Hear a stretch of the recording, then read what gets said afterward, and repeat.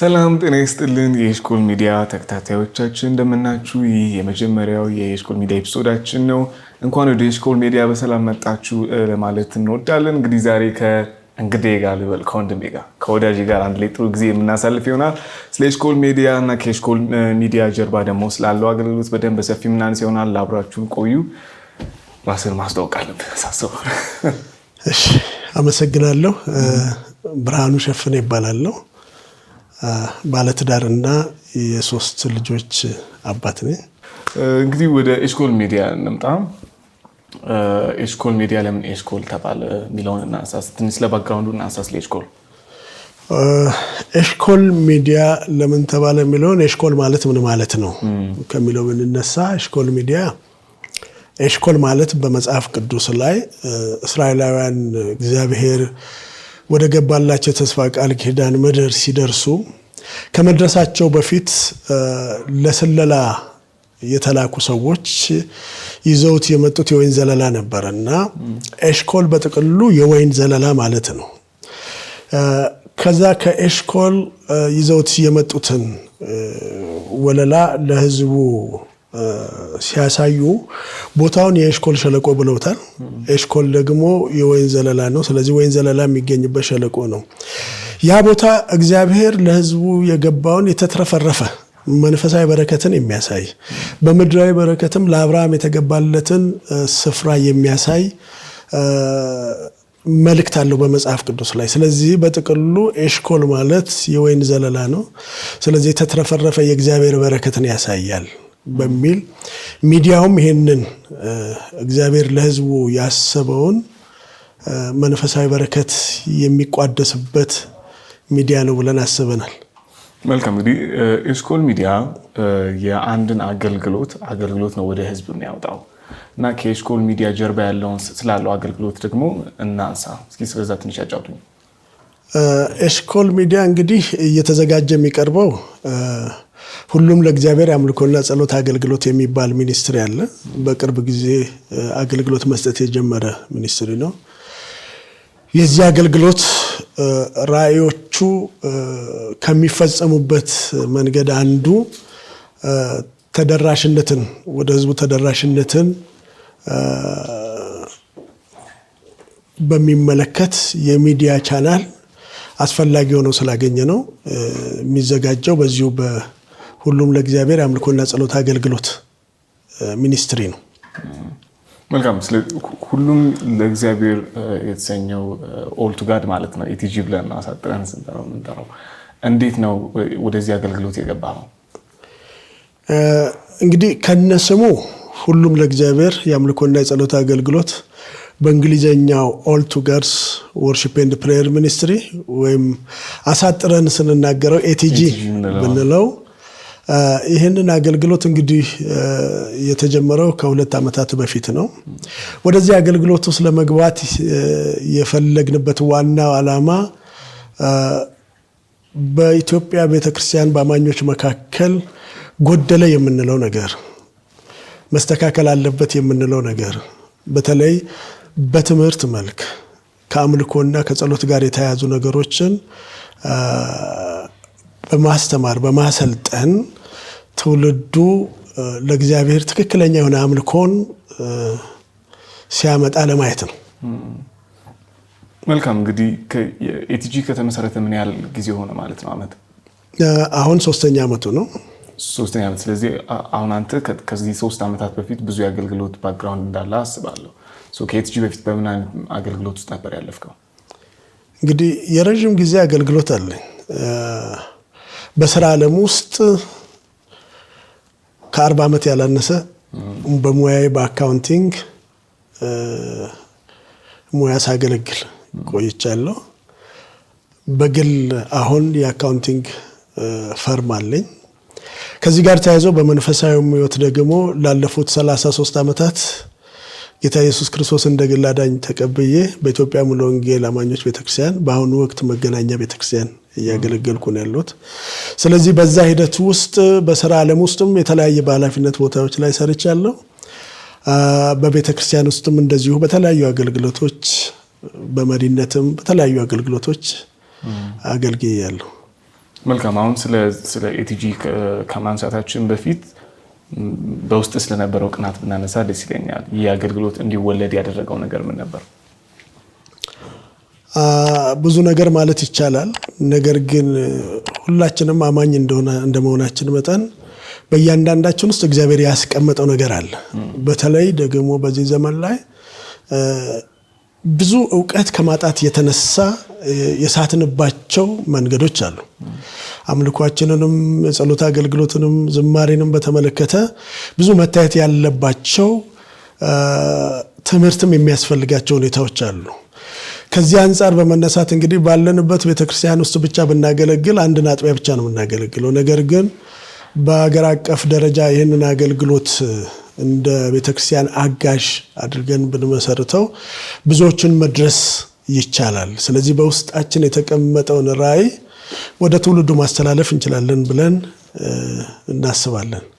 መልካም። አሁን ለምሳሌ ለመጀመሪያ ጊዜ ስለ ኤቲጂ ብሰማ የአምልኮና የጸሎት አገልግሎት ሲባል በቃ ተሰብስቦ መዘመርና ጸልዮ መለያየት ሊመስለው ይችላል ሰው።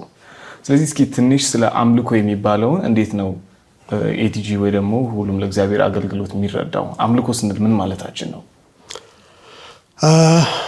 ይሄ ዋና ነገር ነው። ሁላችንም ስለ አምልኮ ሲነሳ ቶሎ የሚገባን ዝማሬ ነው። ምናልባት ከዛ አለፍ ባለ ሁኔታ ደግሞ በቤተ ክርስቲያን የአምልኮ ፕሮግራም ላይ መባ ሲሰበሰብ በመስጠት እግዚአብሔርን እናመልካለን ይባላል። ከዛ ውጭ ያሉት የቤተ ክርስቲያን አገልግሎቶች ጸሎትም የጸሎት አገልግሎት ነው፣ የእግዚአብሔር ቃልም እንደዚሁ ነውና አምልኮን ብዙ የምናያቸው በአብዛኛው ከዝማሬ ጋር አለፍ ሲል ደግሞ ከመስጠት ጋር ነው። ነገር ግን አምልኮ ማለት ይሄ ነው ወይ ብለን ስንመለከት የሚጎለን እውቀት እንዳለ አስባለሁ።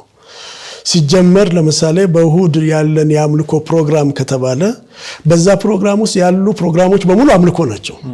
ጸሎቱም አምልኮ ነው፣ ዝማሬውም አምልኮ ነው፣ የእግዚአብሔር ቃል መስማትንም አምልኮ ነው፣ ስጦታ መስጠትም አምልኮ ነው። ስለዚህ አምልኮ በጣም ቁንስል ግንዛቤ እንዳለ ይገባኛል። በጣም ብዙ ጸሐፊዎች ጽፈዋል፣ ስለ አምልኮ ይጽፋሉ፣ ግን ጀምረው የሚጨርሱበት ዝማሬ ላይ ነው። ነገር ግን እኛ አምልኮን ማየት ያለብን በሶስት መንገድ እናየዋለን። መናገርን የሚያካትት አምልኮ፣ መስማትን የሚያካትት አምልኮ ወይም ደግሞ ድርጊትን የሚያካትት አምልኮ በሶስት እናያለን እና መናገርን የሚያካትት አምልኮ ብዙ ጸሐፊዎች እንደዚህ ብለው ይጽፋሉ። ለእግዚአብሔር የምናቀርበውን ዝማሬ፣ ወደ እግዚአብሔር የምንጸልየው ጸሎት፣ ስለ እግዚአብሔር የምንመሰክረው ስለ ክርስቶስ የምንመሰክረው ወንጌል መናገርን ያካተተ ነው። ስለዚህ አምልኮ በጥቅል ትርጉሙ ይሄ ነው ተብሎ በመጽሐፍ ቅዱስ የተጻፈ ባይሆንም ግን ከተለያዩ ቦታዎች ስናወጣው ለእግዚአብሔር የሚገባውን ክብር መስጠት ነው፣ ወይም ደግሞ የእግዚአብሔር ታላቅነትን ማወጅ ማለት ነው። ስለዚህ የእግዚአብሔር ታላቅነት የሚታወጀው ደግሞ አሁን ባልኳቸው በመናገር ማለት በመጸለይ ወደ እግዚአብሔር፣ በመዘመር ለእግዚአብሔር፣ እንደገና ደግሞ ስለ ክርስቶስ ስለ እግዚአብሔር በመናገር ያለ አምልኮ ነው። ማዳመጥን ያልሚያካተተ አምልኮ ደግሞ የእግዚአብሔርን ቃል መስማት፣ ለእግዚአብሔር ዋጋ መስጠት ማለት ነው። እግዚአብሔርን ማክበር ማለት ነው። ምክንያቱም እግዚአብሔርን የምናከብረው ቃሉን ስናውቅ ነው፣ ትእዛዛቶቹን ስናውቅ ነው። ስለዚህ የእግዚአብሔርን ቃል መስማትም ማንበብም አምልኮ ነው። ከዚህ ባለፈ እንግዲህ በዝርዝር የምናያቸው ነገሮች ይኖራሉ። ሙሉ አምልኮ የሚያሰኘው ደግሞ ድሆችንም መርዳት ማድረግ የሚባለውም እሱም አምልኮ ነው። ስለዚህ እኛ በእኛ አገልግሎት ውስጥ አምልኮን በእነዚህ በአምስት አቅጣጫ እናያቸዋለን። ስለዚህ አምስቱ ላይ ትኩረት ይደረጋል። ስለዚህ ዝማሬ አለ፣ ከዛ ለሌሎች መመስከር አለ፣ መጸለይ እንደ አምልኮ ነው የሚወሰደው። ከዛ በተጨማሪ ደግሞ ማድረግ ለሰዎች ለተቸገሩ ሰዎች ከድሆች ጎን መቆም እሱም እንደ አንድ አምልኮ ይወስዳል። ሌላኛው በብዙ ወንጌል አማኞች ዘንድ የሆነ ፍሬም የተቀመጠለት ነገር የጸሎት አገልግሎት ሲባል የምናስበው ነገር ነው። ትንሽ ምንድነው የተቃውሞ ጸሎት ብለን የምናስበው ጸሎት የበዛበት አይነት ነገር ሰዎች ሊያስቡ ይችላሉ። ብቻ በአጠቃላይ አሁን ጸሎት ሲባልስ እንዴት ነው ኤቲጂ ጸሎትን አንደርስታንድ የሚያደርገው? ወይ ደግሞ የጸሎት አገልግሎት ሲባል ሰዎች ምንድነው መጠበቅ ያለባቸው?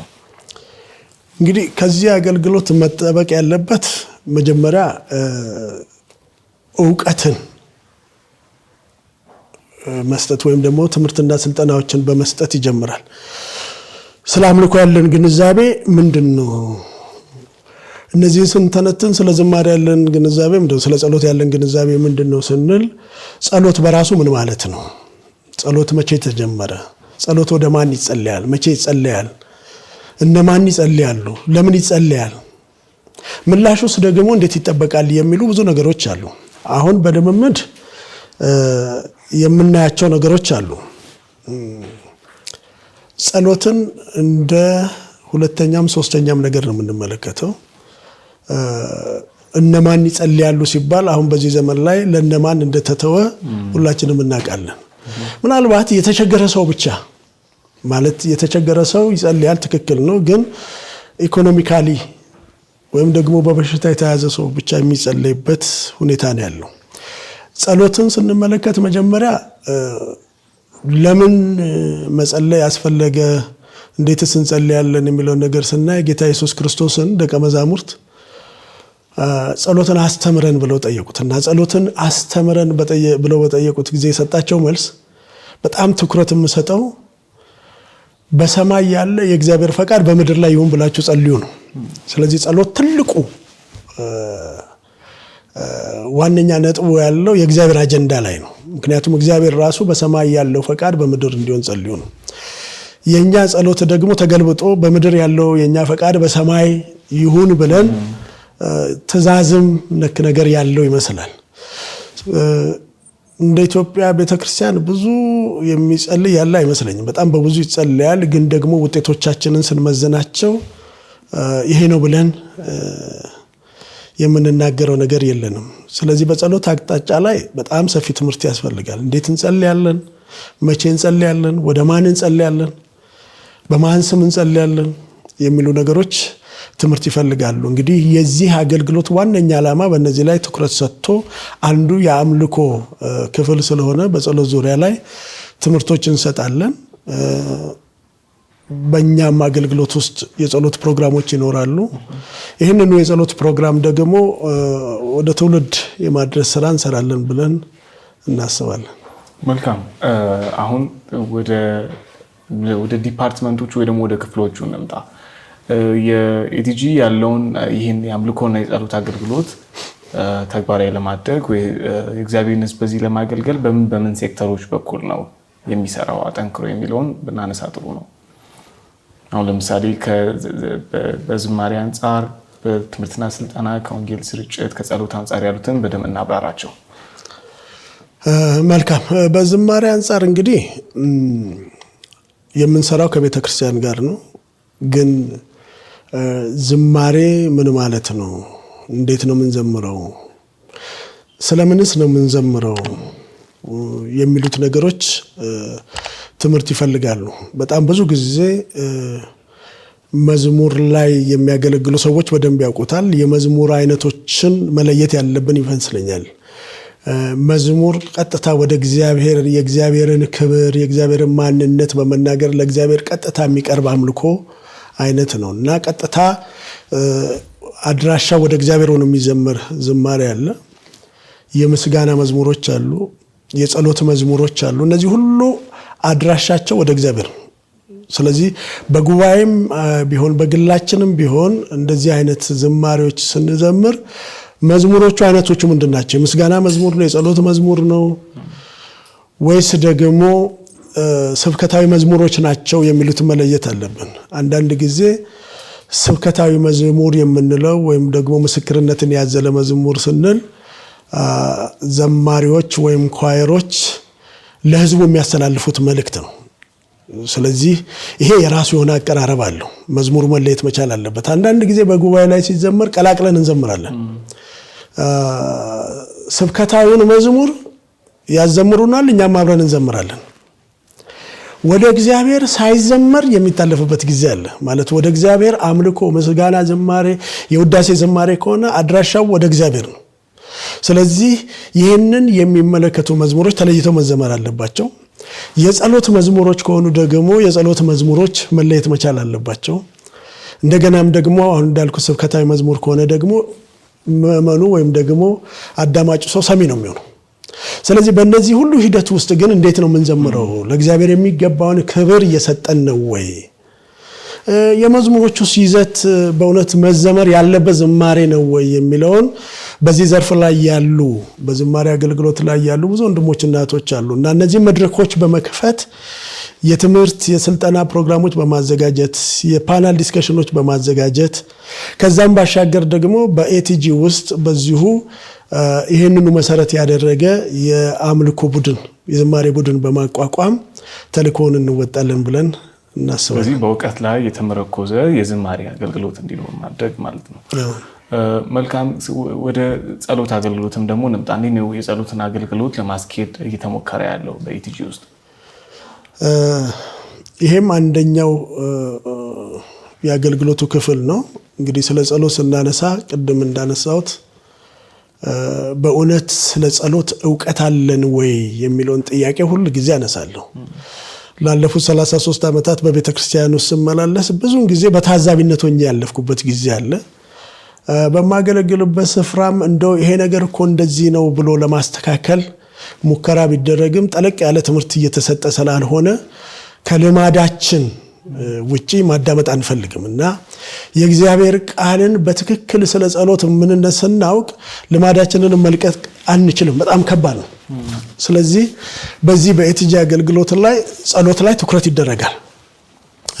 ሁሉም ሰው ወደ እግዚአብሔር መጸለይ ያለበት፣ ለምን እንደሚጸልይ መቼ እንደሚጸልይ ማወቅ አለበት፣ እንዴት እንደሚጸልይ ማወቅ መቻል አለበት። በጣም ብዙ ጊዜ ጸሎት ሰው የእግዚአብሔርን እርዳታ የሚጠይቅበት ከእግዚአብሔር እገዛን የሚጠይቅበት ምክንያቱም በራሱ ማድረግ የማይችላቸው ብዙ ነገሮች ስላሉ እግዚአብሔርም ወደሱ እንድንጸልይ ይፈልጋል። ስለዚህ ስንጸልይ መልስ ይሰጣል። በአብዛኛውን ስንመለከት ግን የጎንዮሽ ጸሎት ነው የምንጸልይ ያለ ነው። እንደውም ከመጸለይ ይልቅ ትእዛዝ የመስጠትና የመፈክር አይነት ጸሎቶች ናቸው ያሉን እና እነዚህ ጠለቅ ያለ ትምህርት ይፈልጋሉ። ምናልባት በዚህ ፕሮግራም ዝርዝር ውስጥ መግባት ባይቻልም ግን በጸሎት አገልግሎት ላይ መስተካከል ያለባቸው በጣም ብዙ ነገሮች አሉ። በጣም ብዙ የሚያወያዩ ነገሮች አሉና ትኩረት ሰጥተን የምንሄድበት አገልግሎት ነው። መልካም።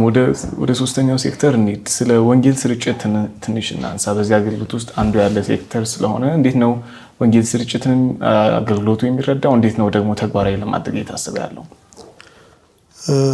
በጣም ጥሩ። የወንጌል ስርጭት አገልግሎት እንግዲህ እዚህ ውስጥ ያስገባ ነው አንዱ የአምልኮ ክፍል ነው። መናገር ውስጥ ብለን ቅድም መናገር ውስጥ ያስቀመጥነው ነው። ስለዚህ ወንጌል ስርጭትን በተመለከተ በተለያዩ ቤተክርስቲያን በተለያዩ ሚኒስትሪዎች ትልቅ እንቅስቃሴ እየተደረገ ነው። በዚህ በኩል እንደውም ከሌሎቹ የአምልኮ አይነቶች በተለየ ሁኔታ በምድራችን በሰፊው እየተሰራ ነው ያለው። በእውቀትም ይሁን በእውቀትም ባይሆንም ግን ስለ ክርስቶስ እየተነገረ እየተሰበከ ያለበት ጊዜ ነው። ግን ይሄ አገልግሎት ደግሞ እገዛ ከማድረግ አንጻር ወንጌል ስርጭት የሚያሰራጩ ሰዎች እግዚአብሔርን እያመለኩ እንደሆነ ተረድተው ወንጌልን እንዲያሰራጩ የማገዝ ስራ እንሰራለን። እንግዲህ ከዚህ ጋር ተያይዞ በአብዛኛው ትምህርትና ስልጠና ላይ እናተኩራለን። ሁለተኛ በወንጌል አገልግሎት ላይ ያሉትን በተለይም ደግሞ ከአዲስ አበባ ከተማ ውጪ በገጠሩ የሀገሪቱ ክፍል ያሉ በጣም ብዙ ወንጌላውያን ድጋፍ የሚያስፈልጋቸው አሉ። ከስልጠና ጀምሮ የቁሳቁስም ድጋፍ የማቴሪያል ድጋፍም የሚያስፈልጋቸው አሉ እና በዚህ አገልግሎት ይህንን ትምህርትና ስልጠና እየሰጠን እገዛ ካደረግን አንድ ትልቅ ስራ ነው ብለን እናስባለን እና በዚህ ዘመን ላይ ያው ብዙ ወደ ገጠር ሄዶ ማገልገል የሚፈልግ ሰው ያለ አይመስለኝም። ይህንን ወደፊት በስፋት እንነጋገራለን እና ይህ አገልግሎት ግን እንደውም የአገልግሎቱ መነሻ ከአዲስ አበባ ውጪ በገጠሪቱ ያሉ ብዙ የወንጌል አገልጋዮች ጋር አብሮ የመስራት ዓላማ አለን። በዚህ አገልግሎት ውስጥ ያሉም በተለያየ አገልግሎት ውስጥ ያሉ ቡድኖችም ወንጌልን የሚያሰራጩ ሰዎች እንዲሆኑም እንሰራለን። ስለዚህ በአገልግሎት ውስጥ በተቻለ መጠን ሞዴል የሚሆኑ ስራዎች ይኖሩናል። ሞዴል የሆነ የአምልኮ ቡድን፣ የዝማሬ ቡድን፣ ሞዴል የሆነ የጸሎት ቡድን፣ ሞዴል የሆነ የወንጌል አገልግሎት ቡድን ይኖረናል ብለን እናስባለን። መልካም ያው አብረን እስካሁን ባሳለፍነው ቆይታ ከዚህ ከካሜራ በፊት በደንብ ሰፋ አድርገን እናነሳዋለን ብዬ ያሰብኩት እኔም ብዙ የታነጽኩበት ራሴን ብዙ የጠየቅኩበት የትምህርትና ስልጠናው ሴክተር ነው። ብዙ ስብከት አለው አይደል? ብዙ ስብከቶችን እንሰማለን፣ ብዙ ትምህርቶች አሉ እና አሁን በትምህርትና በስልጠና በኩል ኤቲጂ ሲመጣ እንዴት ተረድቶት ነው ወይ ደግሞ ምን አይነት ትምህርቶችን ላይ ትኩረት አድርጎ ነው የሚመጣው የሚለውን እናንሳ። መልካም። በዚህ በትምህርትና ስልጠና እንግዲህ መሰረት ያደረግነው የእግዚአብሔር ቃል እውቀት ከማጣት የተነሳ ሰው እንደሚጠፋ ይናገራል እና ዛሬ በተለያዩ ፕሮግራሞች በተለይም በእሁድ አምልኮ ፕሮግራም ላይ የሚሰበኩ ስብከቶች ምን ያህል ትውልድን ወደ ትክክለኛው የአምልኮ ስርዓት ውስጥ ያስገባሉ ብለን ብንጠይቅ መልስ አናገኝለትም። ይሄ የአደባባይ ሚስጥር ነው። አማኙ ደግሞ የእግዚአብሔርን ቤት ስርዓት የእግዚአብሔርን አገልግሎት ከመጽሐፍ ቅዱስ አንጻር ምን ያህል ተገንዝቧል የሚለውን ነገር ስናነሳ እኔም እዛው ውስጥ ስላለው ራሴንም በዚህ ውስጥ አይቼ ስለሆነ የተነሳሁት ብዙ ትምህርቶች መሰጠት አለባቸው። እነዚህ ትምህርቶች በኮሌጅ ውስጥ ተገብቶ የሚሰጡ ስልጠናዎች ትምህርቶች አሉ። ምን ያህሉ ነው በኮሌጅ ገብቶ የሚማረው ብለን ስናነሳ በጣም ጥቂት። ዓላማውም አጠያቂ ነው። የመማሩም ዓላማ አጠያቂ ነው።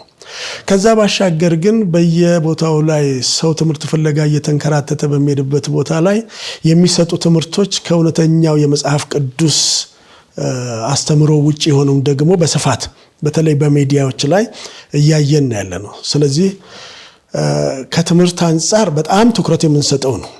ብዙ ነገሮች መጠየቅ ያለብን ነገሮች አሉ። እዝራ ካህን ሆኖ እያገለገለ እያለ አንድ ነገር በልቡ ነበረ። በአገልግሎት ላይ ያለ ሰው ነው፣ ግን የእግዚአብሔርን ስርዓት ያውቅ ዘንድ እንደገናም ያወቀውን ያደርግ ዘንድ ያደረገውንም ያስተምር ዘንድ ልቡን አዘጋጅቶ ነበር ይላል እና የእግዚአብሔር ቤት ስርዓትን ማወቅ ማለት ምን ማለት ነው? እግዚአብሔር እንዴት እንደሚመለክ አስቀምጦልናል። እግዚአብሔርን እንዴት ማምለክ እንዳለብን፣ እንዴት የክርስትናን ሕይወት መኖር እንዳለብን ተቀምጦልናል። ሲጀመር እግዚአብሔር የጠራን የፈጠረንም በኃጢአት ከወደቀን በኋላም ያዳነንም ለእኛ ዓላማ ሳይሆን ለራሱ ዓላማ እንደሆነ ማወቅ ያስፈልጋል። ምክንያቱም በክርስትና ሕይወቱ ስንመላለስ ለእኛ ሳይሆን የምንኖረው ለጌታ ነው። በጣም ብዙ ጊዜ ጠይቃለሁ። ክርስቶስ ኢየሱስ ለኃጢአታችን ሞቶልናል። የሞተው ግን ለእኛ ሲል ሳይሆን እኛን ለራሱ ሊያነጻ ነው። ስለዚህ የዳንበት ዓላማ ራሱ ለእኛ ሳይሆን ለክርስቶስ ነው። ለዚህ ነው በዋጋ ተገዝታችኋልና የራሳችሁ አይደላችሁም ሲል የዳነው ለጌታ ስለሆነ ለጌታ እንዴት መኖር እንዳለብን ግን እውቀት ያንሰናል። ከዚህ አንጻር በጣም በተከታታይ የምናስተምራቸው ትምህርቶች አሉ። በዚህም ቻናል የሚተላለፉ መልእክቶች አሉ። ግን በጣም ቀላል የሚመስሉ ግን ዋና የሆኑ ነገሮች እንዳሉ ተረድተናል። መልካም። ወደ መጨረሻው ሴክተር እንለፍ። ወደ ወንድምን መርዳት፣ ወገኖችን ማገዝ ወይም ደግሞ መልካም ስራ የሚባለው እናንሳ። ስለ መልካም ስራ ያለን አመለካከት ስለ ጸሎት፣ ስለ አምልኮ፣ ስለ ትምህርት ወይ ደግሞ ስለ ስብከት እንዳለን አመለካከት ሁሉ አንዳንድ ነገር ላይ መስመር የሳተ ሊሆን ይችላል። እንዴት ነው የምንረዳው በኤቲጂ ውስጥ የመልካም ስራን አገልግሎት?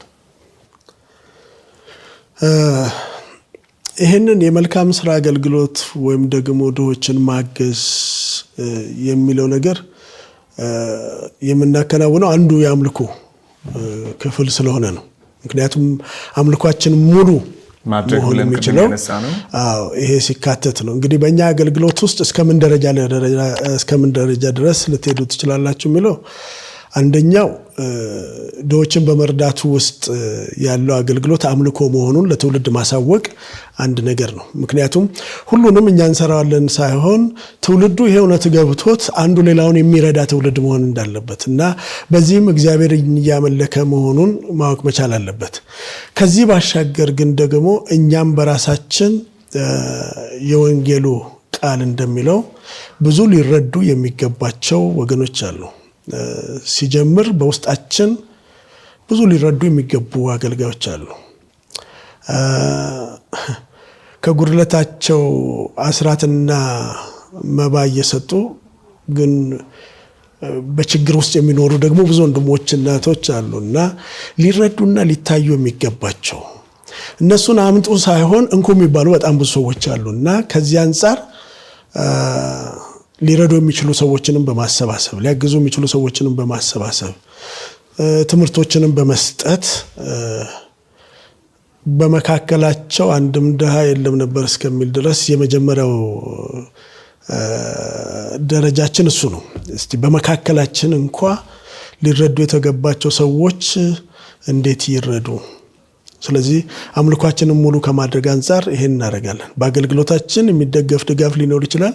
ግን ደግሞ ሰዎች ባሉበት ቤተክርስቲያን ውስጥ ሆነው ስለዚህ አገልግሎት ጠለቅ ያለ እውቀት ማለት የአንድ ጊዜ ሁለት ጊዜ ዘመቻ ስራ ሳይሆን በደንብ የቤተክርስቲያን ተልእኮ መሆኑን በማስገንዘብ በመካከላችን ያሉትን ከደረስን በኋላ ከዛ በኋላ ደግሞ ወደ ሌሎች መድረስ ይቻላልና በዚህ ድሆችን የመርዳት አገልግሎት ላይ ብዙ ጊዜ ሰዎች የሚጠብቁት ሊሰጡ የሚችሉ ሀብታሞችን ብቻ ነው። ግን መጽሐፉ ደግሞ እንደሱ አይልም። ማለት የድህነታቸው ጥልቀት ሳይወስናቸውም ደግሞ የኢየሩሳሌምን ሰዎች ሊረዱ የነበሩ የመቄዶንያ ሰዎችም አሉ። ስለዚህ ስላለን ብቻ ሳይሆን አምልኮ ስለሆነ ገብቶን በመስጠት ውስጥ ድሆችን በመርዳት ውስጥ ያለውን አገልግሎት በስፋት ለትውልድ ማስተላለፍ አለብን ብለን እናስባለን። ተመልካቾቻችን አሁን የበለጠ ሰፋ ያለ ነገር እንደያዙ ተስፋ አደርጋለሁ። ስለዚህ ሁሉም ለእግዚአብሔር አገልግሎት የአምልኮና የጸሎት አገልግሎት እነዚህን ሴክተሮች ከያዘ በኤሽኮልም ደግሞ ከዚህ በኋላ የምናመጣቸው ኮንተንቶች ትምህርቶችን፣ የአምልኮ ፕሮግራሞችን፣ ከዛ የጸሎት ፕሮግራሞችን እንዲሁም ወንጌል ስርጭትን ያካተተ ይሆናል ብዬ አስባለሁ። እንደ ጠቅላላ ነገር ሰዎች በመንፈሳዊ ሕይወታቸው ማደግ የሚፈልጉ ሰዎች በሁሉም በኩል የሚታነጹበት እንደሆነ በጣም ተስፋ አደርጋለሁ። አሁን እኛ ሙሉ ጊዜ በምንለው ሴንስ አይደለም ይህን እያገለገልክ ያለው እና መደበኛ የምትሰራውን ስራና አገልግሎቱ እንዴት ነው እያስኬድክ ያለው አንድ ላይ? እንግዲህ ሙሉ ጊዜ ማለት ምን ማለት ነው የሚለው ራሱን የቻለ ትንታኔ ይፈልጋል። እንደተባለው የግል ስራዬን ትቼ በቤተ ክርስቲያን ውስጥ በመጋቢነት፣ በወንጌላዊነት፣ በነብይነት በሚባሉት የአገልግሎት ክፍሎች ውስጥ እያገለገልኩ አይደለሁም። በሙያ ቅድም እንዳልኩ የሂሳብ ባለሙያ ነኝ። የራሴ የሆነ ድርጅት አለኝ እና ከ1993 ዓመተ ምህረት ጀምሮ ስራ ለቆ የሙሉ ጊዜ አገልጋይ ስለመሆን እጸልይ ነበር እና አንድ ወቅት ላይ የቤተክርስቲያን ሽማግሌ ሆንኩኝ እና የቤተክርስቲያን ሽማግሌ ሆኜ ሳገለግል በጣም ብዙ ነገሮች አየሁኝ። ሙሉ ጊዜ የሚባለው ምን ማለት እንደሆነም አየሁና ጸሎቴን አቅጣጫ ለወጥኩኝ። እንዴት አድርጌ ነው እየሰራው ማገልገል የምችለው የሚለው ነገር ላይ። ምክንያቱም አሁን ሙሉ ጊዜ ሰጥተው በቤተክርስቲያን የሚያገለግሉ አገልጋዮች በምን አይነት ህይወት ውስጥ እንዳሉ እናውቃለን። ከኑሮ ብቻ ሳይሆን በእውነት ሙሉ ጊዜ ተሰጥቶ እያገለገሉ ነው ወይ የሚለውን ነገር አንዳንድ ቦታ ላይ ማንሳት ማየት ያስፈልጋል። እና እኔ አንድ ወቅት ላይ እየጸለይኩ እያለሁ አንድ ቃል ወደ ልቤ መጣ። ያው እግዚአብሔር በቃሉም ስለሚናገር ማለት ነውና ያ ቦታ ምንድነው? ኤልሳ በእርሻ ቦታ ላይ ያለ ኤልያስ እንዲቀባው ተልኮ በሄደ ጊዜ ላይ በ12 ጥማድ በሬ እያሳረሰ ያገኘዋልና ኤልሳ ደግሞ ከ12ኛው ጥማድ በሬ ጋር እያረሰ ነው። ስለዚህ መጎናጸፊያውን ከጣለበት በኋላ ኤልሳ ያደረገው ነገር አለ። ቤተሰቦቼን ተሰናብቼ ልምጣ ሲለው ከአንተ ጋር ምን አለ ሂድና ተመለስ አለው እና ኤልሳ ያደረገው ሁለቱን በሬዎቹን አረዳቸውና ጠብሶ አበላ ይላል። እኔ የገባኝ መልእክት አለ ማለት ለዚህ ትልቅ አገልግሎት እግዚአብሔር ኤልሳን ሲያጨው እዛው እርሻ ቦታ ላይ ሁለቱ በሬዎች ላይ ከሚቆይ ይልቅ በ11ዱ ጥማድ በሬ እየታረሰ እሱ ግን ወደ አገልግሎቱ ቢሄድ ቢዝነሱን አልዘጋውም ማለት ያው እንደ ቢዝነስ ብንወስደው እርሻውን ማለት ነው። ምናልባትም የዚህ ሰው አልተጻፈም እንጂ የኤልሳ አገልግሎት ከዚሁ ከፋሚሊ ቢዝነስ ወይም ከዚህ ቢዝነስ የተደገፈ ይመስለኛል ባይጻፍም። ለኔ ግን እንደዛ አይነት መረዳት ወደ ውስጥ የመጣ ምክንያቱም ንዕማን ለመፈወስ በመጣ ጊዜ ስጦታ ሊሰጠው በጠየቀ ጊዜ እንደዚህ ዘመን በቃ እግዚአብሔር ያሳሰበን አምጣ ማለት ሲችል አሁን ጊዜው አይደለም ልንቀበል ጊዜው አይደለም ማለትና ግን ዝም ብዬ ሳስብ ቢዝነሱ አገልግሎቱን ይሸፍን እንደነበረ ይገባኛል። ስለዚህ እኔም ምንድነው እየሰሩ ማገልገል ይቻላል በሚል ለምንድነው ከገቢዬ የበለጠውን ሰርቼ ከማገኘ የበለጠውን ገንዘብ ወደ አገልግሎቱ በማድረግ አገልግሎቱን መጀመር ይቻላል። ስለዚህ ይሄን ደግሞ ያው የሂሳብ ሰው ስለሆንኩ ስሌቱ ይገባኛል ማለት በመጽሐፍ ቅዱስ ያለው ስሌትና በዓለም ባለው አስተሳሰብ ያለው ስሌት ይለያያል እና አንድ ሲቀነስ አንድ ዜሮ እንደሆነ ይገባኛል። እሱን ስንደምር ስንቀንስ ነው የኖርነው። ግን በመጽሐፍ ቅዱስ እይታ አንድ ሲቀነስ አንድ 5 እንደሆነ መጽሐፍ ቅዱስ ይነግረናል። ምናልባት የስፍራ ሐና ሳሙኤልን ከወለደች በኋላ አንድ ልጅ ለማግኘት ብዙ ጊዜ ጸልያለችና ጸልያ ያገኘችውን ስጠኝና መልሼ ለቤት እሰጣለሁ አለችው እና ይሄ አንድ ሲቀነስ አንድ ዜሮ ነው መሆን ያለበት። ግን እንደተሳለችው ስለት ሳሙኤልን ወስዳ ስትመለስ ኤሊ ባረካት ጸለየላትና ከዛ በኋላ ይህች ሴት 5 ወለደች። ስለዚህ በእኔ ስሌት አሁን አንድ ሲቀነስ አንድ 5 ነው። ስለዚህ በሰራውና ባገኘው ቁጥር ለአገልግሎቱ በማውልበት ጊዜ እግዚአብሔር እንደሚያባዛው አውቃለሁ። ላለፉት 2 ዓመታትም ይሄንን ያየሁት። ስለዚህ በእኛ አገልግሎት ውስጥ አሁን አስራትም መባም ስጦታም አይሰበሰብም። እስካሁን ባለው አገልግሎት ከኛው ድርጅት የሚገኘውን ገቢ ወደዛ በማድረግ ነው እየተገለገልን ያለ ነውና ይሄን ደግሞ እግዚአብሔር በዚህ መንገድ ሰዎች ቢሄዱ ሊያሰፋው እንደሚችል ስለዚህ እየሰሩ ማገልገል ይቻላል። እኔ አሁን የደረስኩበት ደረጃ በሬን ማረድ ላይ ነኝ። ቢዝነሱ ይቀጥላል ግን እኔም በሬን አርጄ ሰፋ ወዳለ መንፈሳዊ አገልግሎት ውስጥ የመግባት ሐሳብ ነው ያለኝና መንገዱንም አስጀምሮኛል። ስለዚህ በእነዚህ አይነት ስራ የራሳቸውን ድርጅት የራሳቸውን ቢዝነስ የሚሰሩ ሰዎች እግዚአብሔር በውስጣቸው ላስቀመጠው አገልግሎት ራሳቸውን በራሳቸው እያገዙ እግዚአብሔር እየደገፋቸው መሄድ እንደሚችሉ ይሄ ማሳያ ነው ብዬ አስባለሁ። ብዙ ጊዜ እንደ ጽንፍ ይወሰዳል አይደል? አገልጋይ ከተባለ ከቢዝነስ ጋር አይነካካም። እንደን ቢዝነስ ያለውም ሰው ደግሞ ገንዘቡን ከመስጠት ያለፈ ብዙ በአገልግሎቱ ሲሳተፍ አይታይም። ይሄ ለብዙ እንደዚህ አይነት ተመሳሳይ መስክ ላይ ላሉ ሰዎች ሮል ሞዴል ይሆናል ብዬ አስባለሁ። ወደ አገልግሎቱ ስንመጣ ብዙ ሚኒስትሪዎች አሉ ኢትዮጵያ ውስጥ። አሁንም ብዙ ደግሞ እየተመሰረቱ ያሉ አሉ፣ ቀደምትም የነበሩ አሉ። ለምንድን ነው ይህን ሚኒስትሪ መክፈት ያስፈልገው የሚለውን ሞቲቫችን እስኪ ትንሽ እናንሳ። ይህን ሚኒስትሪ ስንመሰረት አሁን ባሉት ቁጥር ላይ የሆነ ቁጥር ጨምሮ ምናምነኛ ለመሆን አይደለም። በጣም ብዙ ሚኒስትሪዎች አሉ። እነዛ ሚኒስትሪዎች የራሳቸው ተልዕኮ አላቸው። የኛን ለየት የሚያደርገው ምናልባት በአምልኮና በጸሎት ላይ ብዙ ቦታ ላይ የአምልኮ ተብሎ በዝማሬ አገልግሎት የሚሰጡ ቡድኖች ወይም አገልግሎቶች አሉ። የጸሎትም ተብሎ የጸሎት አገልግሎት የሚሰጡ አሉ። ወደ ኤቲጂ ስንመጣ ግን ሁሉም ለእግዚአብሔር አምልኮና ጸሎት አገልግሎት ሲጀመር ሁሉም ማለት ሁሉም ሰው ወደ እግዚአብሔር አምልኮ በእግዚአብሔር ቃልና እውቀት ላይ ተደግፎ መምጣት አለበት የሚል አመለካከት አለንና ይሄ አገልግሎት ደግሞ ቅድም የጠቀስናቸውን 5ቱንም አይነት አገልግሎቶች ዝማሬም ያለበትን ጸሎትም ያለበትን የእግዚአብሔር ቃል ሰምቶ ማድረግም ያለበትን ወንጌል ማሰራጨትም ድሆችን መርዳትም ያለበት አገልግሎት ነው። ዋናው ሞቲቭ ምንድነው? እንደተባለው የራስን ፍላጎት ማርኪያ አይደለም። ነገር ግን ለእግዚአብሔር አጀንዳ እግዚአብሔር ለጠራን ለፈጠረን ዓላማ መስራት ካለብን እንዴት እንስራ ከሚለው አንፃር እግዚአብሔርም ደግሞ በውስጣችን ካስቀመጠው ነገር ዝም ብለን የጀመርነው አይደለምና ልዩ ያደርገዋል ብዬ የማስበው ራሳችንንና የራሳችንን በመስጠት የምናገለግለው አገልግሎት ነው። ይሄ ወደፊትም ይቀጥላል ብዬ የማስበው ይሄንን ነው። ወደዚህ አገልግሎት ውስጥ ለማገልገል የሚጨመሩ ሰዎችም ካሉ እየሰጡ የሚያገለግሉበት እንጂ የራሳችን የሆነ ነገር የምንሰበስብበትና የራስ ክብርና ዝና የምናወጣበትም አይደለም። በነገራችን ላይ ልክ ነው ልክ አይደለም እንዳለ ሆኖ ራሳችንን በተለያየ መንገድ የምናስተዋውቅበት አገልግሎት ሳይሆን ክርስቶስ ኢየሱስን የምናስተዋውቅበት የምንገልጽበት። ስለዚህ ልዩነት ከተባለ ይሄ ልዩነት ይኖራል ብዬ አስባለሁ በአገልግሎታችን ውስጥ።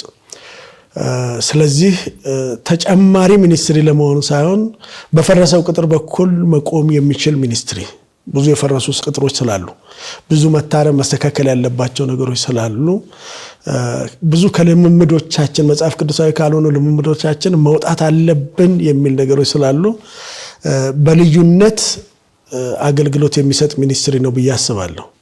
ስለ ኤሽኮል ሚዲያም እናንሳ። ብዙ የክርስቲያን የዩቲዩብ ቻናሎች አሉ፣ ብዙ የቴሌቪዥን ፕሮግራሞች ብቻ ብዙም ቴሌቪዥኖች አሉ አሁን በሀገር ደረጃ እና እንደ ሚዲያስ ምን ለየት ያለ ነገሮችን ያካትታል ኤሽኮል ሚዲያ? እንግዲህ ይሄ ሚዲያ ያካትታል ብለን የምናስበው የአገልግሎቱን ተልእኮ ያስፈጽማል ብለን ነው። የአገልግሎቱ ተልእኮ ደግሞ የሚፈጸምበት አንዱ ትምህርቶችን፣ ስልጠናዎችን በመስጠት ነው። በዚህ አገልግሎት ውስጥ ዝማሬዎች የሚቀርቡበት ቻናል ነው የሚሆነው፣ ወይም ደግሞ የሚዲያ አገልግሎት ነው የሚሆነው። ትምህርቶች የሚሰጡበት የሚዲያ አገልግሎት ነው የሚሆነው። የጸሎት ፕሮግራሞች የሚካሄዱበት ሚዲያ ነው የሚሆነው። የፓናል ዲስከሽኖች የሚካሄዱበት፣ ብዙ ሰዎች ሀሳባቸውን መስጠት የሚችሉበት፣ በተለይ የማይደፈሩ ሊነሱ አይገባቸውም የሚባሉ ጥያቄዎች አሉ እና እነዚህን ጥያቄዎች ግን እግዚአብሔርም ራሱ ስለሚያነሳቸው መጽሐፍ ቅዱስም ስለሚያነሳቸው እነዚህን በተመለከተ በተለይ ብዙ አስተማሪዎች መድረክ የማያገኙ በጓዳ ያሉ በጣም ብዙ አስተማሪዎች አሉ። ብዙ እግዚአብሔር ቃል እውቀት ያላቸው ምናልባትም ይሆንልሃልና ይደረግልሃል የሚል ሞቅ ያለ ስብከት ስለማይሰብኩ በቤተ ክርስቲያን ላይ እድል የማያገኙ ብዙ አስተማሪዎችን ወደዚህ ሚዲያ እናመጣለን ብለን እናስባለን። ስለዚህ ልዩነት ባለበት ሁኔታ ነው ወደዚህ ሚዲያ የምንመጣው። ትምህርቶቹ ምናልባት እስከዛሬ ያልተማርናቸው ትምህርቶች የተማርናቸው ግን ተምረናቸዋል ብለን አውቀናል ብለን ያለፍናቸው ግን በተግባር ያላደረግናቸው ትምህርቶች በጣም ቀላል፣ በጣም ይሄ ቴዎሎጂካል ያልሆነ በጣም ግን በቃ እግዚአብሔር አምላክን በፍጹም ልብ ውደድ እንዴት ነው የምወደው ብሎ ቢጠይቅ ሰው አላስተማር ነው እና እንዲህ አይነት መልእክቶች የሚተላለፉበት፣ ጥያቄና መልስ የሚካሄዱበት፣ የህይወት ምስክርነቶችም የሚካሄድበት ፕሮግራም ነው የሚሆነው። ምክንያቱም እንዳልከው በጣም ብዙ ቻናሎች አሉ፣ ብዙ በዩቲዩብም ላይ በቴሌቪዥን ፕሮግራሞችም ላይ የሚካሄዱ አሉ። ጥሩ የሆኑት ጥሩ ሆነው ግን ከዛ አለፍ ያለ ወይም ደግሞ እስከዛሬ በዚህ መልክ ተላልፈው የማያውቁ ፕሮግራሞች ግን ኤሽኮል ሚዲያ ላይ ይተላለፋሉ ብለን እቅድ ይዘናል። አሁን ይህንን አገልግሎት አሁን እንግዲህ በኤሽኮል ሚዲያ ወደ ተመልካቾች የደረስ ነው። ግን በአካል መጥተው መካፈል የሚፈልጉ ሰዎች የት ነው ሊያገኙት የሚችሉት? ቦሌ ስካይላይት ሆቴል ፊት ለፊት ቲኬት ኢንተርናሽናል ህንፃ 8ኛ ፎቅ ላይ ለአምልኮ የሚሆን አዳራሽ አለን። ያው አምልኮ ስንል ለዝማሬም ለጸሎትም ለስልጠናም የሚሆን አዳራሽ አለን። ስለዚህ አሁን ማክሰኞና ሐሙስ ከ11 ሰዓት ጀምሮ አገልግሎት እየሰጠን ነው። ወደፊት ቅዳሜም እሁድም እንደዚሁ ተከታታይ ትምህርቶችና ስልጠናዎች የሚካሄዱበት ጊዜ አለ። ስለዚህ ሰዎች እዛ መጥተው መገልገል ይችላሉ። ሁሉ ጊዜ ማክሰኞና ሐሙስ ከ11 ሰዓት ጀምሮ የተጀመረ ፕሮግራም አለ፣ ትምህርታዊ ፕሮግራም አለ። ከዚህ ጋር ተያይዞ በዝማሬ የሚያገለግሉ ደግሞ ወንድሞችና እህቶች ስልጠና የሚያካሂዱበት ስፍራ አለና የተሟላ የአገልግሎት ስፍራ አለን። ስለዚህ ሰዎች ወደዛ መጥተው መገልገል ይችላሉ። እንዳልከው በኤሽኮል ሚዲያም አሁን በተለያዩ ሚዲያዎች ላይ መልእክቶች ይተላለፋሉ። ስለዚህ ብዙ ነገር የሚያተርፍ ነገር ወደ ትርፍ የሚያስኬድ ትምህርት ይኖራል ብለን እናስባለን። እግዚአብሔር ይመስገን። ይሄ ቀረን የምትለው የምታስተላልፈው መልእክት ካለ እድሉን ልስጥ። በዚህ አጋጣሚ ማስተላለፍ የምፈልገው ለአማኙ ህብረተሰብ ለምን እንደዳነ አውቆ ምክንያቱም የዳንበት ዓላማ እግዚአብሔር አስቀድሞ ያዘጋጀውን መልካሙን ስራ ለማድረግ ነው። ለራሳችን ለመኖር ሳይሆን ለጌታ መኖር ነው። የተመረጠ ትውልድ የንጉስ ካህን የእግዚአብሔርን በጎነት ሊናገር የተመረጠ ትውልድ የዳነ ህዝብ ከጨለማ ወደ ብርሃን የተሻገረ ህዝብ በክርስትና ህይወት ውስጥ እግዚአብሔር በዚህ ምድር ላይ ለምን እንዲኖር እንዳዘጋጀው ማወቅ መቻል አለበት። ይሄ ሲገባን ትክክለኛውን ክርስትና ህይወት እንኖራለን። ስለዚህ በአብዛኛው እግዚአብሔርን ለኛ ሳይሆን መፈለግ ያለብን ለራሱ ሐሳብና አጀንዳ እግዚአብሔርን መፈለግ እንዳለብን ይሰማኛል። እርግጥ ነው ሰው የሚያስፈልገው በጣም ብዙ ነገር አለ። ግን አስቀድማቸው የእግዚአብሔርን መንግስት ጽድቁንም ፈልጉ ስለሚል ችግሩ ያለው የእግዚአብሔር መንግስት ምንድነው፣ ጽድቁ ምንድነው፣ እንዴት ነው የሚፈለገው እሱ በስፋት ያነጋግራል። ግን የምንኖረው ለእግዚአብሔር ሐሳብ ስለሆነ አማኙ ህብረተሰብ ከራስ ግላዊ ጥያቄ ይልቅ መጀመሪያ የእግዚአብሔር ፈቃድ በሰማይ ያለው የእግዚአብሔር ፈቃድ በምድር ላይ እንዲሆን የእግዚአብሔር ቤት ሥርዓት ምንድነው፣ እንዴት እናምልከው፣ እንዴት እናገልግለው የሚለው ላይ ትኩረት ቢሰጥ የሚል ሐሳብ አለ። መልካም እንግዲህ ወደ 40 ዓመት በስራ ህይወት ረጅም ዓመት በአገልግሎት ቤተክርስቲያን አመራር በመደበኛው በሴኩላሩ ደግሞ የሂሳብ ስራ ውስጥ ብዙ ነው ያሳለፍከው። ብዙ የምንማርበት ነገር እኔም መስማት ፈልገው ብዙ ታሪኮች አሉ። እሱን ደግሞ በሰፊው ወደ ተመልካቾቻችን በሌላ ጊዜ የምናደርስ ይሆናል። እንግዲህ ዛሬ በነበረን ጊዜ ተመልካቾቻችን ስለ ኤሽኮል ሚዲያ እንዲሁም ስለ ኤቲጂ የአምልኮና የጸሎት አገልግሎት በደንብ በሰፊው እንደተረዳችሁ ተስፋ አድርጋለሁ። የአገልግሎት ጋር አንድ ላይ መቆም የሚፈልጉ ሰዎች፣ ማገዝ ለሚፈልጉ ሰዎች መልእክታችን ማስተላለፍ እንችላለን። እሺ እንግዲህ የዚህ አገልግሎት ከነስሙ ሁሉም ለእግዚአብሔር ነው። ሁሉም ሰው ለእግዚአብሔር አምልኮና ጸሎት አገልግሎት ነው። ስለዚህ ማንም ሰው ቤተክርስቲያኑን ትቶ እንዲመጣ የሚያደርግ አገልግሎት አይደለም። ምክንያቱም ሁላችንም የምናመልክበት ቤተክርስቲያን አለን። ግን ባለንበት ቤተክርስቲያን ውስጥ ሆነን በዚህ አገልግሎት ውስጥ ብንሳተፍ ላለንበት አገልግሎት ላለንበት ቤተክርስቲያንም እድገት ስለሚረዳ ወደዚህ አገልግሎት ሰዎች መተው ማገልገልም መገልገልም ፈቃደኛ የሆኑ ሰዎች ካሉ አገልግሎታችን ክፍት ነው። በተወሰኑ ሰዎች ብቻ የሚሰጥ አገልግሎት አይደለም ይሄ። ምክንያቱም አገልግሎቱ አምልኮ ስለሆነ አብረው ማምለክ የሚችሉ ስለ አምልኮ ተምረው አብረው ማምለክ የሚችሉ እንዴት ማምለክ እንዳለብን ተምረው ሄደው በቤተክርስቲያናቸው ደግሞ እግዚአብሔር የሚመለከው እንዲህ ነው፣ ስርዓቱ እንዲህ ነው ማለት የሚፈልጉ ሰዎች ካሉ በፕሮግራሞቻችን ላይ መተው መሳተፍ ይችላሉ።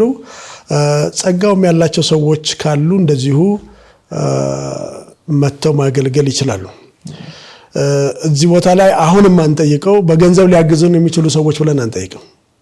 እሱ ይለየናል። አሁን የሚያስፈልገው በጸጋቸው ሊያገለግሉ የሚችሉ ሰዎች፣ ይህንን ራእይ አብረን ሆነን እንሰራለን የሚሉ ሰዎች ካሉ፣ የራእዩ ተካፋዮች እንሆናለን የሚሉ ሰዎች ካሉ በማክሰኞና ሐሙስ ከ11 ሰዓት ጀምሮ ባለው ፕሮግራሞቻችን ቢያገኙን፣ በኤሽኮል ሚዲያ በሚተላለፉ መልእክቶች ቢያገኙን፣ ለማገልገልም ፍላጎት አለን የሚሉ ሰዎችም ካሉ ደግሞ መተው ዝርዝር መረጃዎች ማግኘት ይችላሉ። አድራሻችን ቦሌ ቲኬ ህንፃ ላይ 8ኛ ፎቅ 804 ቢሮ ቁጥር ነው። ተመልካቾቻችን እንግዲህ ለዛሬ የነበረን ቆይታ ይህን ይመስላል። ስለ ኤሽኮል ሚዲያ እንዲሁም ስለ ኤቲጂ አገልግሎት በደንብ በሰፊው እንደተረዳችሁ በጣም ባለሙሉ ተስፋ ነኝ። ቀጣይ በሚኖሩት ፕሮግራሞች ማክሰኞና ሐሙስ 11 ሰዓት ላይ ቦሌ ቲኬ 8ኛ ፎቅ መታችሁ ጸጋ እንደምትካፈሉ ራእያችን እንደምትጋሩ አብራችሁ እንደምታገለግሉ ባለሙሉ ተስፋ ነኝ። እንግዲህ የኤሽኮል ሚዲያ ፕሮግራሞች ወደ እናንተ መልሳቸውን ይቀጥላሉ ማለት ነው። ዩቲዩባችን ሰብስክራይብ አድርጉ። በተለያዩ የሶሻል ሚዲያ አካውንቶቻችን ተከታተሉን። መታችሁ እዩን፣ መታችሁ አንድ ላይ ከኛ ጋር አምልኩ፣ የእግዚአብሔርን ቃል ስሙ፣ ተማሩ ለማለት እንወዳለን። ከቀሪ የኤሽኮል ፕሮግራሞች ጋር መልካም ቆይታ ይሁንላችሁ።